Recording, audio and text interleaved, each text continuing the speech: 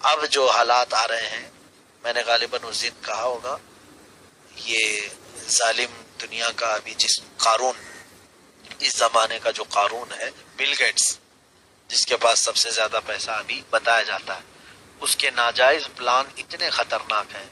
اس نے ابھی 1 سال پہلے یا 2 سال پہلے ایک کانفرنس کی تھی، اس کی کانفرنس کی ایک ویڈیو لیک ہوئی ہے جس میں وہ دوسری کنٹریز سے آئے ہوئے نمائندوں سے بات کر رہا ہے اور کہہ رہا ہے دنیا میں انسانوں کی 2 کیٹیگری ہے دماغ کے اعتبار سے، ایک جین خدائی جین ہوتا ہے اور ایک نارمل جین۔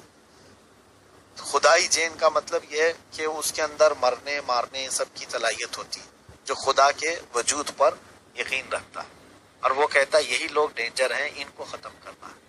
اور دوسرے وہ لوگ ہیں جو نارمل کسی بھی دین دھرم پر یقین نہیں رکھتے، کھاؤ پیو اور سو جاؤ اور جتنا دنیا میں ملے وہ لے لو، کسی کو نہ پریشان کرو نہ خود پریشان۔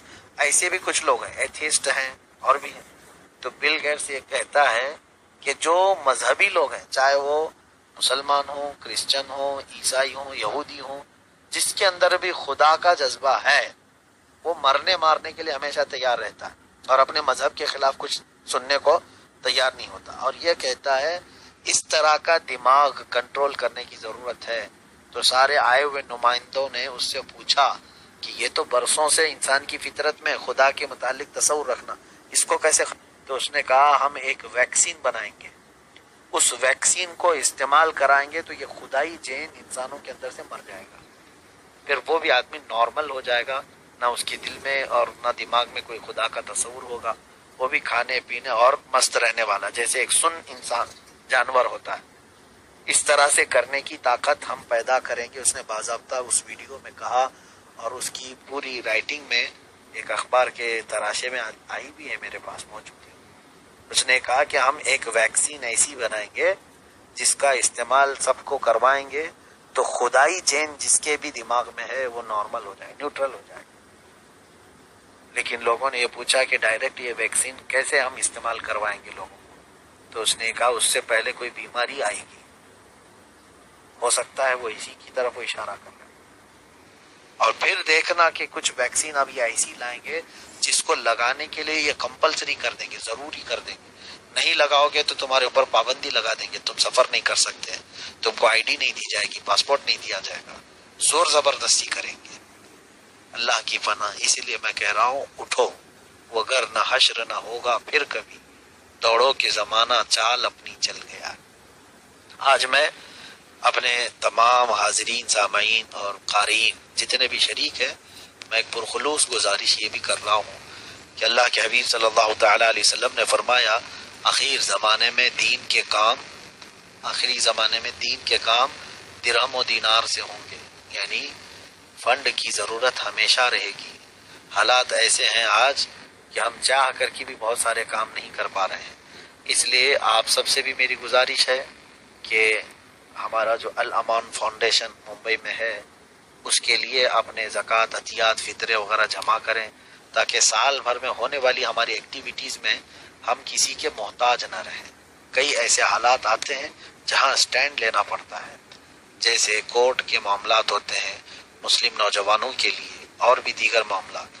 ابھی جیسے تحریک فروغ اسلام کے، جس کا میں ممبئی کا صدر ہوں، اب ایسے ہے کہ 10 سے 12 لاکھ اس تحریک پر صرف قرض ہیں کورٹ کے معاملات لڑنے کی وجہ سے۔ جن مسلمان نوجوانوں کو بے قصور پھنسایا گیا، ان کے مقدمات لڑنے کے لیے تحریک کی طرف سے 10-12 لاکھ روپے قرض ہے ہمارے اوپر۔ تو یہ حالات ایسے ہیں آج، دوسری تنظیمیں اتنی مضبوط ہیں کہ وہ گورنمنٹ کو بھی قرضہ دے رہی ہیں۔ آج ہندوؤں کی تنظیمیں ہیں، دیگر بھی افراد کی تنظیمیں ہیں۔ کیوں اہل سنت و جماعت کے پاس اس طرح کی مضبوط بہت سارے ہیں۔ دیکھیں میں کسی بھی تحریک تنظیم پر تان نہیں کرنا چاہتا، سب اپنے اپنی فیلڈ میں کام کر رہے ہیں۔ میں یہ چاہتا ہوں کہ ایک حیدری جماعت ایسی ہو، قوت حیدری جس کے اندر ہو، اور وہ آج میدان میں اتر کر کے بات کر سکے۔ یقیناً ہم اعمال کی دعوت تو دیتے دیتے تھک چکے ہیں۔ نمازوں کو صحیح کرانا، چہرہ رکھوانا، عمامہ پہنوانا، کپڑے سفید پہنوانا، ان تمام چیزوں کے لیے بہت ساری تنظیمیں بھی ہیں، تحریکیں بھی کام کر رہی ہیں، اللہ ان کو ترقی دے دے۔ لیکن میں چاہتا ہوں کہ آنکھ سے آنکھ ملا کر بات کرنے والی بھی کوئی جماعت ہو. یہ نہیں کہ تم نے کوئی بھی پابندی لگائی تو ہم سہ کر کے خاموش بیٹھے. میں تمامی نوجوانوں سے اسی لیے گزارش کروں گا، اب آگے کے جو ہمارے مقاصد ہیں، خاص طور پر ہم زمین کے لیے بھی وہاں پر کوشش میں ہیں. زمین کے متعلق بات چیت بھی ہو چکی ہے انشاءاللہ العزیز. جیسے کہ لاک ڈاؤن سے پہلے ہی ہمارا سارا فائنل ہونا تھا 25 مارچ کو، لیکن اس سے قبل ہی یہ بند کر دیا گیا. 25 مارچ سے پہلے ہی کھلنے کے بعد امید ہے کہ وہ بھی کام ہمارے زمین کے لیے جو کچھ بھی ہے وہاں پر سب سے پہلی چیز جو ہم لوگوں میں یہ کرنی ہے وہ ایک ایسا سینٹر ہو کہ آپ سب لوگ میرے پاس آ سکیں، کسی جگہ ٹھہر سکیں، تربیت لے سکیں نوجوانوں وہاں پر، کیونکہ ہمارے پاس ایک مضبوط سینٹر ہو جہاں سے پورے ہندوستان بھر میں ہم اپنی کارروائیاں پہنچا سکیں. معذوروں کے لیے ایک سینٹر کا قیام وہاں پر ہمارے پلاننگ میں ہے.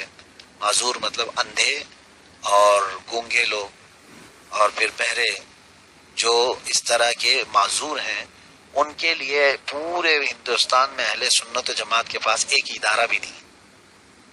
حیرت کی بات ہے. ہمارے بچے اگر اس طرح سے کہیں معذور ہیں تو وہ یا تو ہندوؤں کی سنستھا میں ڈال دیں گے یا تو پھر ابھی کچھ ایسی جماعتیں ہیں جو اہل سنت و جماعت سے ہٹی ہوئی ان کے اداروں میں ڈالنے پر مجبور ہیں. میں چاہتا ہوں کہ ہمارے پاس بھی ایسی کوئی چیز ہو کہ ہم یہ کہہ سکیں کہ اہل سنت و جماعت جہاں 11ویں نیاز چھٹی کرتے ہیں وہاں ان کاموں پر بھی توجہ دیتے ہیں انشاءاللہ.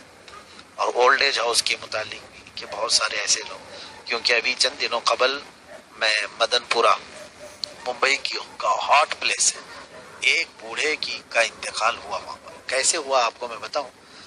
بوڑھا ایک بلڈنگ کے نیچے پڑا رہتا تھا اور اسی محلے میں مدن پورہ کی سنی بڑی مسجد سینٹر ہے، قریب میں 10-15 قدم چلیں گے آپ تو کرسچنوں کا ایک بہت بڑا سینٹر ہے بوڑھے لوگوں کی تربیت کے لیے.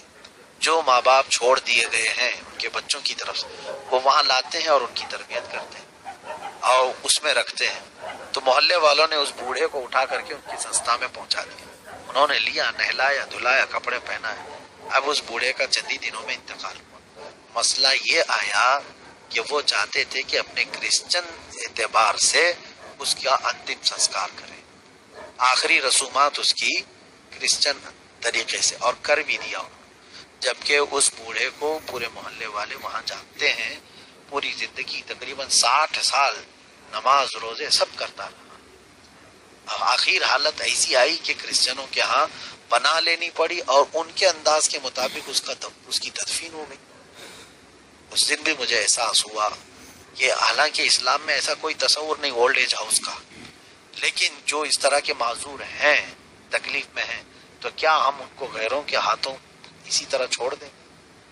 ہمارے پاس کوئی تو اس طرح کی چیز.